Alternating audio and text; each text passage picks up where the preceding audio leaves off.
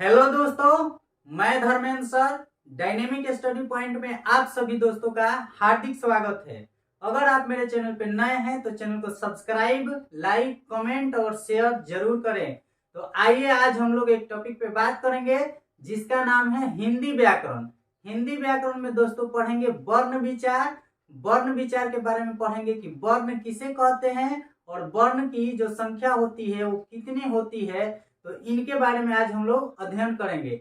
इसके पहले मैं जो भी वीडियो बनाया हूं उसमें वर्ण से रिलेटेड सारा चीज पढ़ा चुका हूं। आज केवल हम लोग पढ़ेंगे व्यंजन वर्ण के बारे में। अगर आप इसके पहले वाले वीडियो नहीं देखे हैं तो डायनेमिक स्टडी पॉइंट सर्च करें और वहां जाकर आप इसके पहले वाले वीडियो को देख सकते हैं और वहां पे समझ सकते हैं कि वर्ण किसे कहते हैं। आज सिर्फ हम लोग पढ़ेंगे व्यंजन वर्ण के बारे में कि व्यंजन क्या होता है और व्यंजन के कितने भेद हैं। तो सबसे पहले हम लोग देखेंगे यहाँ पे कि बोर्ड पे क्या लिखा हुआ है, व्यंजन। तो व्यंजन के बारे में पढ़ेंगे, व्यंजन किसे कहते हैं और व्यंजन वर्ण के कितने भेद होते हैं। तो आइए हम लोग अपना पॉइंट स्टार्ट करते हैं। सबसे पहला मेरा पॉइंट क्या है, हम लोग का सबसे पहले पॉइंट क्या है, व्यंजन वर्ण। तो व्यंजन वर्ण दोस्तों किसे कहते हैं समझ लेते हैं इसको। व्यंजन वर्ण उन वर्णों को कहते हैं जिसके उच्चारण में स्वर की सहायता ली जाती है। व्यंजन वर्ण उन वर्णों को कहते हैं जिसके उच्चारण में स्वर वर्णों की सहायता ली जाती है। मतलब व्यंजन वर्ण वे वर्ण है जिसमें क्या होता है, स्वर मिला रहता है। व्यंजन वर्ण का उच्चारण बिना स्वर के हम लोग नहीं कर सकते हैं। तो कोई भी व्यंजन है उनमें स्वर की सहायता ली जाती है। मैं फिर एक बार दोहरा दे रहा हूं कि व्यंजन वर्ण का डिफिनेशन क्या होता है। तो व्यंजन वर्ण उन वर्णों को कहते हैं जिनमें स्वर की सहायता ली जाती है, उसी को क्या कहना है, व्यंजन वर्ण कहना है। और व्यंजन वर्ण में क्या होता है, स्वर मिला रहता है, इसीलिए इसको क्या कहते हैं, व्यंजन वर्ण कहते हैं। व्यंजन वर्ण की संख्या कितनी है, हिंदी में टोटल वर्णों की संख्या कितनी है दोस्तों, तो 52 है। 52 में स्वर जो है 11 है, तो 52 में स्वर 11 निकल गया तो कितना बचा, 41 बचा। तो 41 क्या हो जाएगा, व्यंजन वर्ण हो जाएगा। तो व्यंजन वर्णों की संख्या कितनी हुई, 41 हुई। इसके बाद हम लोग देखते हैं कि हम लोग का पॉइंट क्या है। तो इसके बाद है कि व्यंजन वर्ण के कितने भेद है और व्यंजन वर्ण का उदाहरण क्या होगा, तो क, ख, च, ये सब क्या हो जाएगा, व्यंजन वर्ण का उदाहरण हो जाएगा। नेक्स्ट हम लोग देखते हैं व्यंजन वर्ण के कितने भेद हैं। कह रहा है कि व्यंजन वर्ण के कितने भेद हैं, तो व्यंजन वर्ण के 3 भेद हैं। पहला क्या है, स्पर्श व्यंजन, दूसरा क्या है, अंतःस्थ व्यंजन, तीसरा क्या है, ऊष्म व्यंजन। यानी जो व्यंजन वर्ण है उनके कितने भेद हैं। तो उन व्यंजन वर्ण के कितने भेद हैं, तो 3 भेद है, स्पर्श व्यंजन, अंतःस्थ व्यंजन, ऊष्म व्यंजन। अब हम लोग जानेंगे कि स्पर्श व्यंजन किसे कहते हैं और इसकी संख्या कितनी होती है। तो दोस्तों क से लेकर म तक के जो भी अक्षर है उसे क्या कहते हैं, स्पर्श व्यंजन कहते हैं। देख लीजिए यहाँ पे स्पर्श व्यंजन क से लेकर म तक के सभी अक्षर को क्या कहते हैं, व्यंजन क से लेकर म तक के अक्षर को स्पर्श व्यंजन कहते हैं। क से लेकर म तक के सभी अक्षर को स्पर्श व्यंजन कहते हैं। इनकी संख्या कितनी है, यानी स्पर्श व्यंजन की संख्या पूछा जाए तो कितना बताना है, 25 बताना है। नेक्स्ट देखते हैं कि अंतःस्थ व्यंजन किसे कहते हैं और इनकी संख्या कितनी है। तो अंतःस्थ व्यंजन की संख्या दोस्तों 4 है। य, र, ल, व को अंतःस्थ व्यंजन कहते हैं। अंतःस्थ व्यंजन की संख्या कितनी हुई, तो 4 हुई। य, र, ल, व, इन्हीं चारों को क्या कहते हैं, अंतःस्थ व्यंजन कहते हैं। नेक्स्ट क्या है, नेक्स्ट हम लोगों का है ऊष्म व्यंजन। तो ऊष्म व्यंजन किसे कहते हैं और इनकी संख्या कितनी होती है, ये जान लेते हैं। तो ऊष्म व्यंजन किसे कहते हैं और इनकी संख्या कितनी होती है। तो ऊष्म व्यंजन की संख्या जो है वो 4 होती है। और कौन कौन सी होती है, तो देखिए यहाँ पे तालाबे स, मूर्धन्य स, दंते स और ह। तालाब स, मूर्धन्य स, दंत स और ह को क्या कहते हैं? ऊष्म व्यंजन कहते हैं। इनकी जो संख्या है वो कितनी है? तो 4 है। इनकी संख्या कितनी है? तो 4 है। स्पर्श व्यंजन की संख्या कितनी है? 25 है। अंतःस्थ व्यंजन की संख्या कितनी है? 4 है। ऊष्म व्यंजन की संख्या कितनी है? 4 है। स्पर्श व्यंजन कहां से कहां तक है? तो क से लेकर म तक के सभी अक्षर को क्या कहते हैं? स्पर्श व्यंजन कहते हैं। अंतःस्थ व्यंजन कहां से कहां तक है? तो य, र, ल, व को अंतःस्थ व्यंजन कहते हैं। और ऊष्म व्यंजन किसे कहते हैं और उनकी संख्या कितनी है? तो ऊष्म व्यंजन की संख्या 4 है। तालाबे स, मूर्धन्य स, दंते स और ह। तो इन्हीं चारों को क्या कहते हैं? ऊष्म व्यंजन कहते हैं।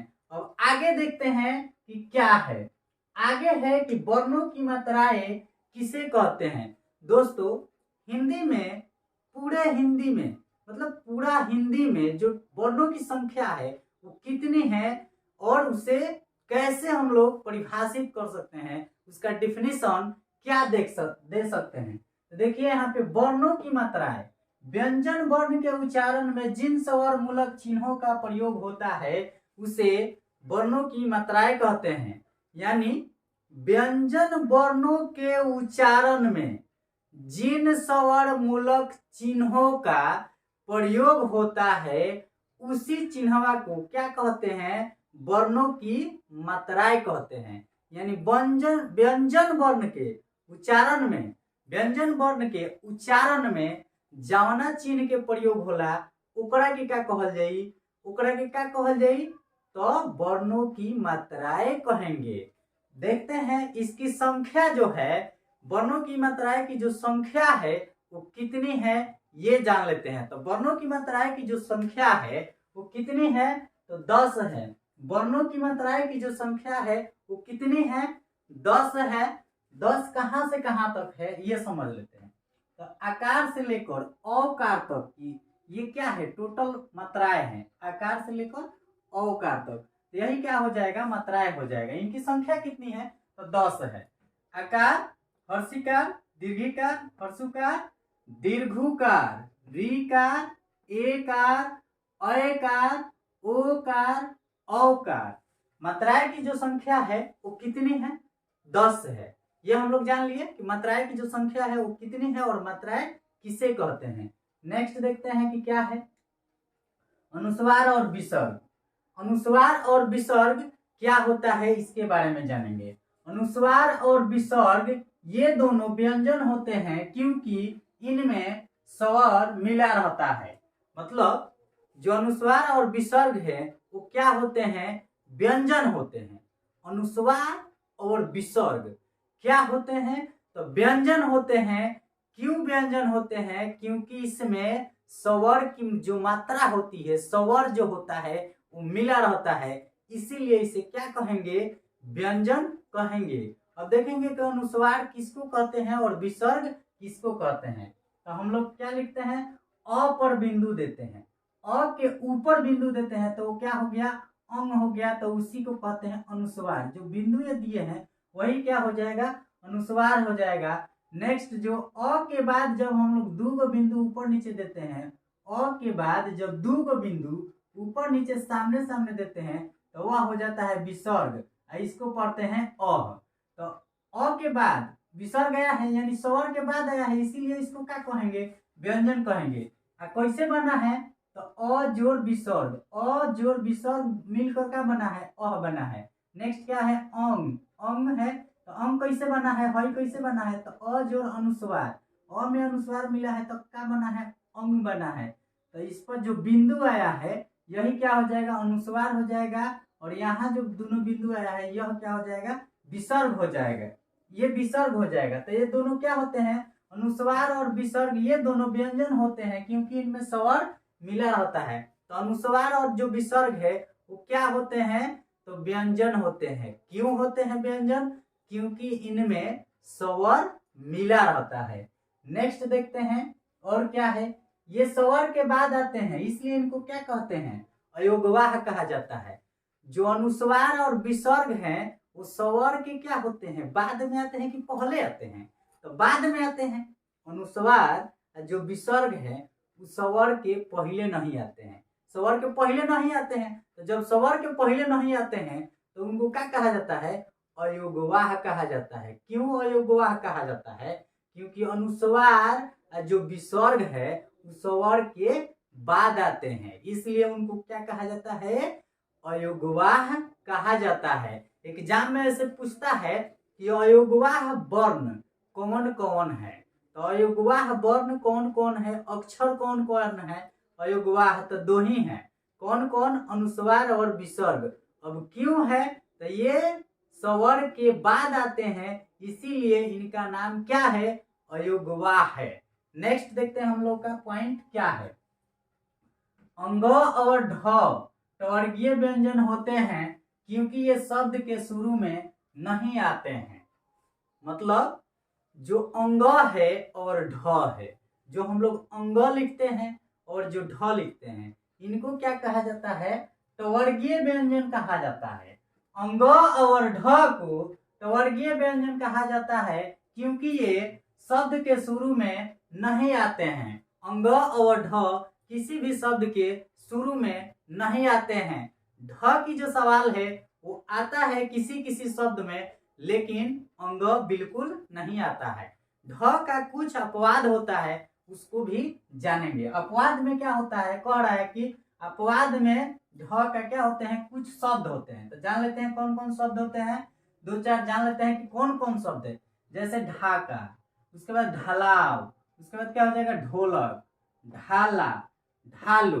ढालू यानी कि क्या है, एक जलीय जीव का नाम है, यानी कि वो क्या है, मछली का एक नाम है, उसको क्या बोलते हैं, ढालो बोलते हैं। तो ढालो एक मछली होता है। नेक्स्ट हम लोग देखेंगे कि क्या है, संयुक्त व्यंजन। संयुक्त व्यंजन किसे कहते हैं, संयुक्त। तो संयुक्त का मतलब क्या होता है, सबसे पहले ही पता होना चाहिए कि संयुक्त का मतलब कौन चीज होता है। तो संयुक्त, संयुक्त मतलब क्या होता है, संयुक्त मतलब एक से अधिक चीज में क्या हो, वर्ण मिले हो, एक से अधिक जिसमें वर्ण मिला है उसी को क्या कहेंगे, संयुक्त कहेंगे। संयुक्त व्यंजन अब किसे कहते हैं, तो संयुक्त व्यंजन किसे कहते हैं ये देख लेते हैं। संयुक्त व्यंजन ऐसे व्यंजन जो एक से अधिक व्यंजनों के मेल से बने हैं उसे क्या कहते हैं, संयुक्त व्यंजन कहते हैं। ऐसे व्यंजन जो एक से अधिक, ऐसे व्यंजन जो एक से अधिक व्यंजनों के मेल से बने हैं उसी को क्या कहते हैं, संयुक्त व्यंजन कहते हैं। ऐसे व्यंजन जो एक से अधिक व्यंजनों के मेल से बने हैं उसी को क्या कहते हैं, तो संयुक्त व्यंजन कहते हैं। संयुक्त व्यंजन जो होता है उसमें दो गो व्यंजन का ही मेल हुआ होगा, तभी उसको क्या कहना है, संयुक्त व्यंजन कहना है। संयुक्त व्यंजन में दो या दो से अधिक व्यंजन का ही मेल हुआ होगा, तभी उसको क्या कहेंगे, संयुक्त व्यंजन कहेंगे। अब सवाल आता है कि संयुक्त व्यंजन कौन कौन अक्षर हैं जिनको क्या बोला जाता है, संयुक्त व्यंजन बोला जाता है। तो संयुक्त व्यंजन की संख्या जो होती है वो 4 होती है, और वो चारों कौन कौन सी है ये देख लेते हैं। तो संयुक्त व्यंजन की संख्या कितनी है, 4 है, कौन कौन सी है ये जान लेते हैं। तो छ, तर, ज्ञ और सर। छ, तर, ज्ञ, सर, ये चारों क्या है, संयुक्त व्यंजन है। अब इसको देखते हैं कि छ की जो रचना है वो कैसे हुई है, कौन कौन व्यंजन के मेल से छ बना है। तो देखिए यहाँ पे क और स, क और स मतलब आधा क और आधा स, आधा क और आधा स मिलकर कौन सी बना है, छ बना है। क और स के मेल से क्या बना है, छ का रचना हुआ है। नेक्स्ट हमारा है तर। तो तर कैसे बना है, त प्लस र, तो दोनों ही क्या है, व्यंजन है। तो दोनों जब व्यंजन है तो व्यंजन के मेल से ही क्या होना चाहिए, जो दूसरा का बनता है उसी को बोलते हैं संयुक्त व्यंजन। तो त प्लस र से कौन सी बना है, तर बना है। ज्ञ, ज प्लस य के मिलने से क्या बना है, ज्ञ बना है। ज प्लस य के मेल से य बना है सर। तो सर कैसे बना है? तालाबे स प्लस र मिलकर क्या बना है? सर बना है। तालाबे स और र के मेल से किस शब्द, किस वर्ण की रचना हुई है, किस अक्षर की रचना हुई है? तो सर की रचना हुई है। फिर मैं इसको एक बार और रिपीट कर दे रहा हूं, इसको ध्यान से याद कर लीजिएगा, क्योंकि ये बार बार एग्जाम में क्या करता है? पूछते रहता है। तो छ, तर, ज्ञ और सर को क्या कहते हैं? संयुक्त व्यंजन कहते हैं। नेक्स्ट हमारा पॉइंट क्या है ये जानेंगे। तो नेक्स्ट पॉइंट है हम लोग का संयुक्ताक्षर। संयुक्ताक्षर किसे कहते हैं ये समझ लेते हैं। तो संयुक्ताक्षर में दो या दो से अधिक व्यंजनों का मेल होता है और उनके बीच स्वर नहीं रहता है। संयुक्ताक्षर में दो या दो से अधिक व्यंजनों का मेल होता है और उनके बीच स्वर की जो मात्रा होती है वो नहीं होती है। संयुक्ताक्षर में दो या दो से अधिक व्यंजनों का मेल होता है लेकिन उनके बीच स्वर नहीं रहता है, तभी उसको क्या बोलेंगे? संयुक्ताक्षर बोलेंगे, नहीं तो उसको संयुक्ताक्षर नहीं बोलेंगे। अब देखते हैं कि ऐसे कौन से शब्द है जिनको बोलेंगे तो उसमें दो व्यंजन आया होगा लेकिन उसके बीच जो अक्षर आया होगा, जो वर्ण आएगा, उसमें स्वर की ध्वनि नहीं होगी। तो जैसे यहाँ पे देख लेते हैं बोर्ड पे क्या लिखा हुआ है। जैसे कह रहा है कि कंठ, कंठ में देखिए यहाँ पे जो एक क है और ठ है, ये दोनों व्यंजन है क और ठ, लेकिन दोनों में क्या आया है? क में और ठ में अ आया है, लेकिन यहाँ पे जो बीच में न है, टवर्गी जो न का आधा है, तो उसमें स्वर आया है। किसी भी व्यंजन के व्यंजन में अगर हलंत लगा देते हैं तो क्या हो जाता है? हाफ हो जाता है। हलंत कैसे लगाते हैं? जैसे मान लीजिए म लिख दिए तो म में ऐसे खींच दिए हैं, ये म लिख कर ऐसे खींच दिए तो ये क्या हो गया? हलंत हो गया। हलंत माने क्या होता है? हलंत माने होता है आधा। उस वर्ण, इस वर्ण का कितना हुआ? ये आधा हो गया। अब इसको मिटा देंगे तो क्या होगा? ये पूरा व्यंजन हो जाएगा। अब इसमें हलंत लगा दिए तो ये क्या हो गया? आधा हो गया। तो यहाँ पे देखिए क्या है, न जो आया है वो क्या है? हाफ है। तो हाफ है तो हाफ है तो उसमें स्वर की आने की कोई सवाल ही पैदा नहीं होता है। नेक्स्ट देखते हैं क्या है हम लोग का एग्जाम्पल। नेक्स्ट है दंत। तो दंत में द और जो लास्ट में त है, ये दोनों व्यंजन है लेकिन बीच में जो न आया है ये व्यंजन है लेकिन आधा है, तो इसमें अ नहीं आया है, यानी स्वर नहीं मिला है। संग हो गया, रंग हो गया। कंठ, दंत, संग, रंग, ये किसका उदाहरण हो जाएंगे? संयुक्ताक्षर का उदाहरण हो जाएंगे। लास्ट पॉइंट हम लोग का क्या है दोस्तों? तो अ और य से किसी शब्द की शुरुआत नहीं होती है। लास्ट पॉइंट क्या है हम लोग का? कि अ और य से किसी भी शब्द की शुरुआत नहीं होती है। आप लोग देखते रहिए ऐसा ही मेरा चैनल डायनेमिक स्टडी पॉइंट। अगर आप मेरे चैनल पे नए हैं तो चैनल को जरूर सब्सक्राइब करें, लाइक करें, कमेंट करें। आज के लिए इतना ही सब दोस्तों, फिर हम लोग नेक्स्ट वीडियो में मिलते हैं। तब तक के लिए सभी दोस्तों को थैंक यू सो मच। जय हिंद।